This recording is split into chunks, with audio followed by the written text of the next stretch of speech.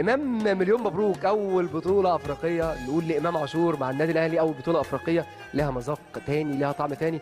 إمام، مليون مبروك، مليون مبروك على حاجات كتير وأيام كتير أنت عشتها جوه النادي الأهلي. الحمد لله طبعا. بشكرك يا فاروق وبشكر دكروري و...